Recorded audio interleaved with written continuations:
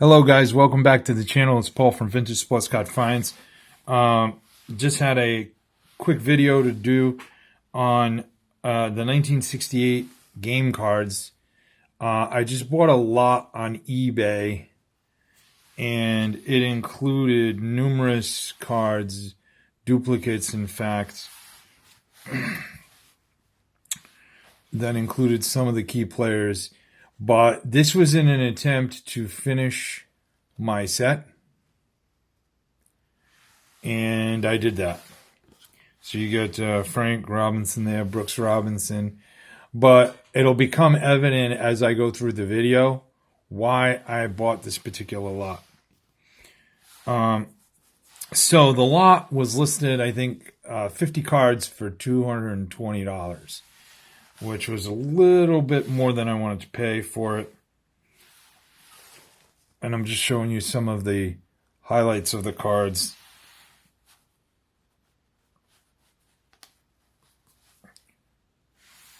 Bill Freehan had a little bit of a crusty near his nose on that one that I just picked off. Now some of the cards had creases, and the person who listed it certainly explained that in the description of the video. I'm sorry, in the description of the listing on eBay. And I'm going to guide you through kind of like this whole deal. So I had a gift card burning a hole in my pocket from back at Christmas time. And it was for $50 on eBay. I want to thank my niece for that. And there was a number of listings that I had tried to purchase on eBay, but had not been able to do so successfully. Jim Longborg. So there's a couple of, like I said, multiples of a variety of different players. But, so let me just explain, if I can, what this lot entailed. It entailed a total of 50 cards. So if you did it at $200, it'd break down to about $4 a card. As it turned out, I had some, I don't know if they're eBay bucks or just some, a little bit left on an old gift card. So I used that old gift card, and that was for $2 and change, plus the other gift card for $50. So my price came down to $172, which is okay, because certainly that brings down the total price a little bit to about $350 a card now.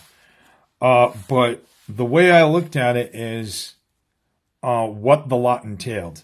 Now, you're seeing, I guess, some of the more common players here. There's Tim McCarver. But it entailed a number of the better players. Okay, I don't think it's a complete set, right? Because there's only 50 cards, and there's heavy duplication in some instances, like here in the instance of McCarver. Richie Allen is another one that there was a few. However, it did include the two cards I was missing. So, as is often the case, I completed this set by buying another lot. And, you know, it brings it down, like I said, to about $3.50 a card. But still, that would not be enough for me to have made this purchase. The other good news is there's a number of Red Sox in this, well, at least a few Red Sox in this set. Carl Yastrzemski being one of them, George Scott being another, and of course Jim Longborg being yet another. And so I thought this will also help me complete the game set for my Red Sox binder for 1968. There's another Richie Allen. Okay. But again, that still would not make this enough for me to purchase this at $3.50 a card. Although they are in a lot of them in really nice shape, and I will not have a problem posting some of these individually to sell.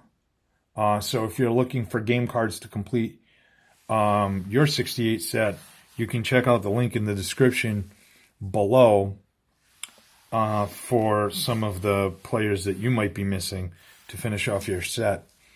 But here's the deal. The reason I bought this lot is because of a number of graded cards that came with this lot. Here's an Al Kaline in really nice shape.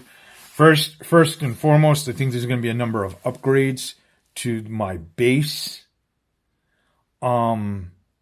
68 set for this, for the game cards. But more importantly,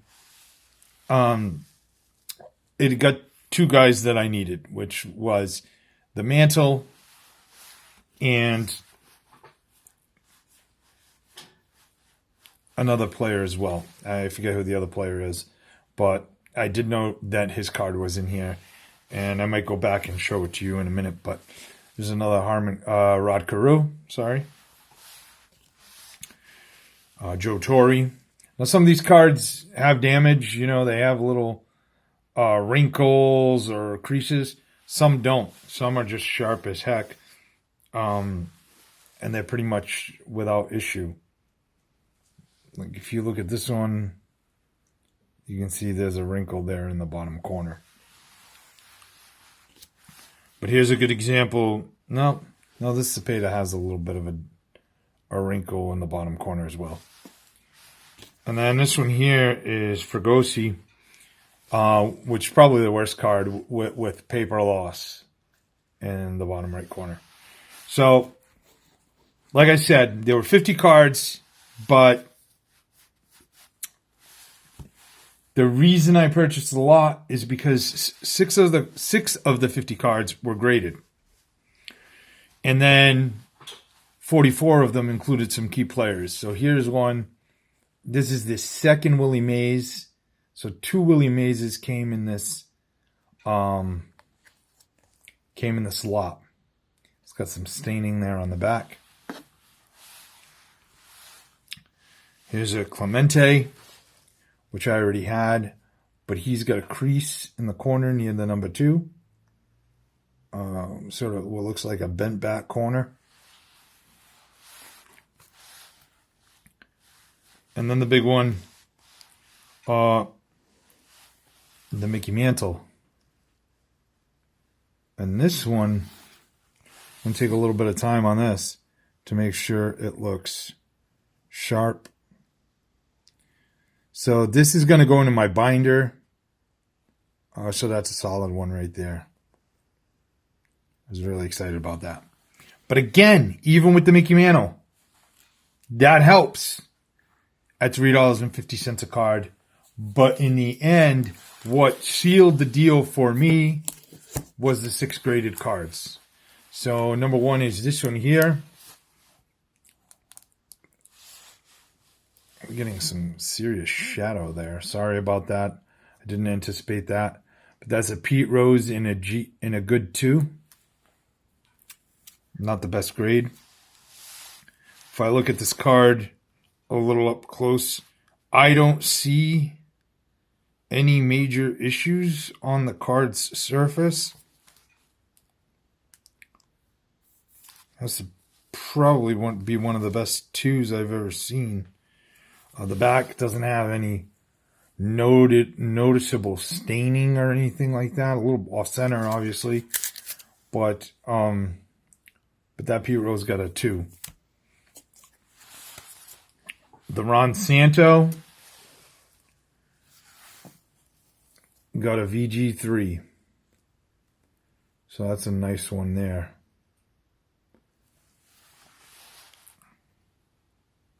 Again, can't notice any noticeable issues on the front. But there must have been something for them to give it a 3. These cards, the other thing was, I thought, man, these cards must be notoriously hard to grade, because when I saw them, they're always pretty beat up. So this one here is a Harman Killebrew, again in a VG3.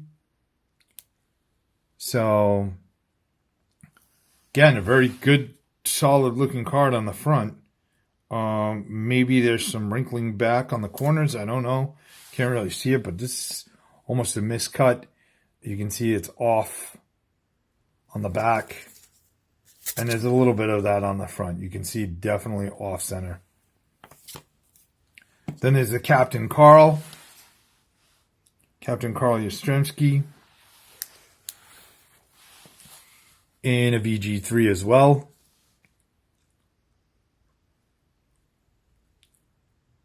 And that's a solid card. Not great, but again, I can't see any damage on the front. But again, diamond cut on the back. You can see that wider up here than it is over here, wider at the bottom than it is up at the top here. So that's, you can sort of understand that. Then you have this card here, which is a Willie Mays in a VG Excellent 4.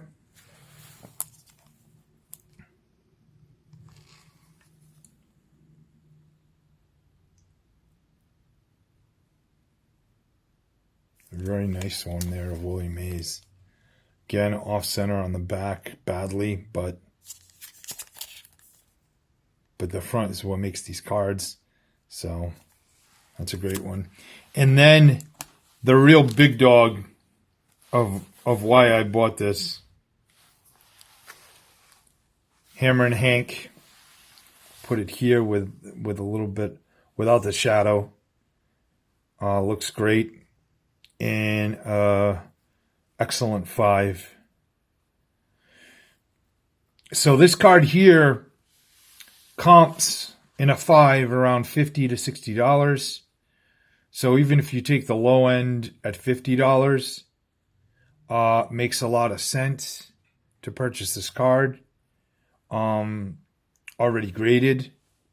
And so just as an aside, if you now take this card at $50 and you assume that the other 5 cards are at least $20 cards, that puts you at $150.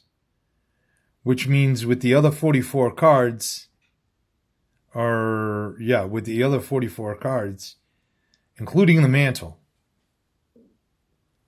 you're looking at now less than $2 a card. Actually, less than $1 a card in terms of what I paid for it. And now a questionable purchase, borderline right on the edge purchase, becomes a very good purchase.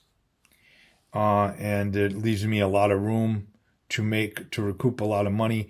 And in the end, do what I love doing, which is building my own collection and paying very little out of pocket. So that is today's video, guys. I want to thank you guys so much for watching. If you enjoy the content, comment, share, like, subscribe. Let me know which one is your favorite card in the comments below. I want to thank you for all the engagement in the videos. Comment, like, share, subscribe. And as always, happy hunting. Thanks, guys.